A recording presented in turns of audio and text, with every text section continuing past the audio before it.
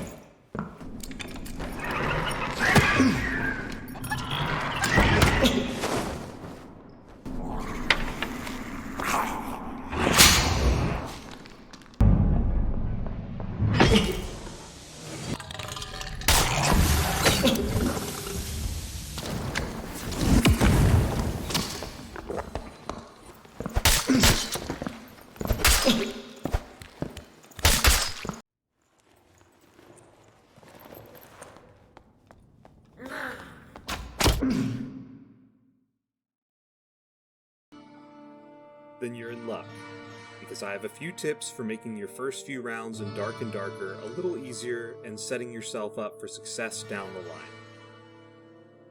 Now, this isn't meant to be a guide for how to play Dark and Darker, but the basic objective of the game after you load in is to collect as much loot as you can, fight through monsters and other players, and escape through one of these blue portals. This is easier said than done, especially at the beginning. You see, one of the main things that makes Dark and Darker even harder when you first start out is the lack of supplies.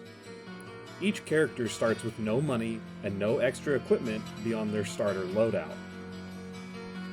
Enemies already hit like a truck, and half the classes have no ability to heal themselves by default, making potentially one mistake enough to ruin any chance of success.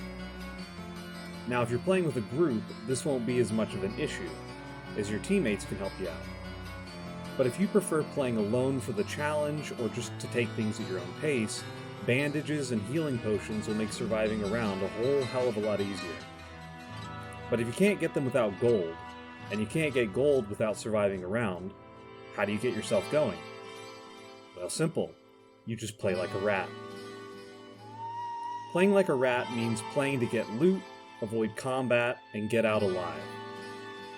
I highly recommend doing this for your first few rounds on a new class, especially if you're a solo player, as the supplies you can buy with the loot you get are vital to not sucking and dying. But how to become the rat you were born to be? Well, first let's go over the classes. Any class can be a rat, but some are easier than others. The three that are usually recommended are rogues, clerics, and rangers. Rangers are by far the easiest for a beginner in my opinion, as their bow allows them to take down most monsters without ever getting hit, while their forage skill gives them free healing every round, and in addition, they have quick actions, which allows them to open doors and loot chests pretty fast, which is very helpful for saving time or saving your ass if you're getting chased. Clerics have a decent starting loadout and variety of spells to both prevent and heal damage, making them very forgiving when trying to survive solo. Rogues are the most difficult of the top three, as while they can open locked chests and have an ability to hide to avoid ganks and drop enemy aggro, they don't have any self-healing, and their starter equipment is pretty awful for clearing out monsters. The remaining three classes have their ups and downs, but I'd like to give a special mention to the Wizard, who even though he has a very slow interaction speed and lacks any sort of self-healing, their spells allow them to take down most monsters without ever getting hit, and haste plus invisibility can help you run away from ganks and sticky situations. Now let's talk about the game modes. There's the default mode, the Castle map, as well as a new map in this playtest called the Goblin Caves. Now, many new players will see that the Goblin Caves are marked as solo and think that this must be the easy map, right? Wrong. The Goblin Caves have difficult enemies, tight passages, the circle closes in quickly, and there are only a few exit portals.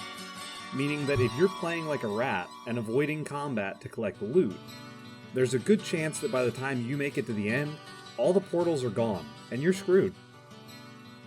That's why I would highly recommend you play Castle instead, as even though you run the risk of being ganked by teams of 2 or 3, overall, it ends up being much easier to escape in my experience. Now that we've gotten that out of the way, let's get on to the actual scavenging part, the loot. Now, as a rat, you should pick up just about anything you can. However, some loot is going to be much better than others.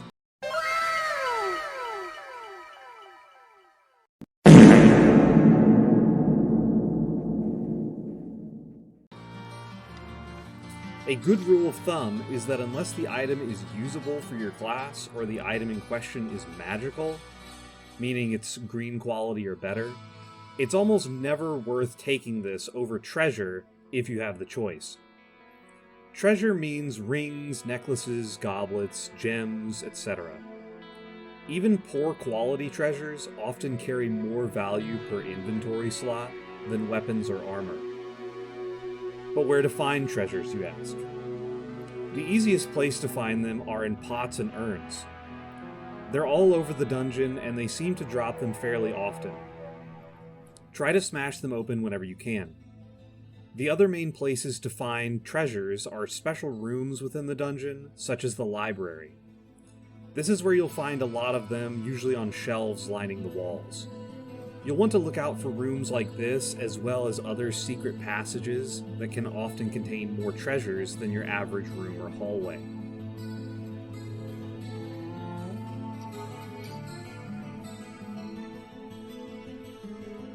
One of the most important things to learn early is how to be stealthy.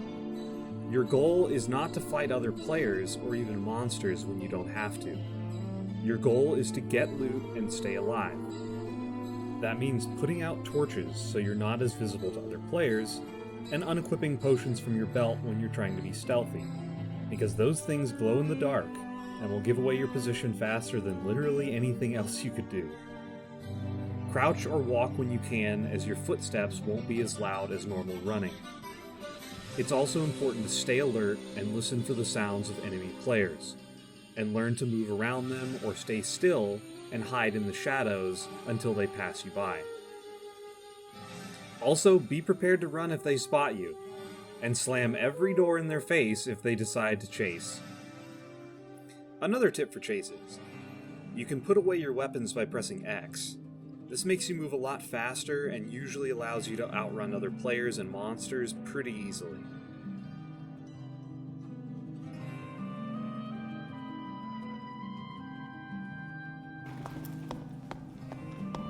Lastly is escaping.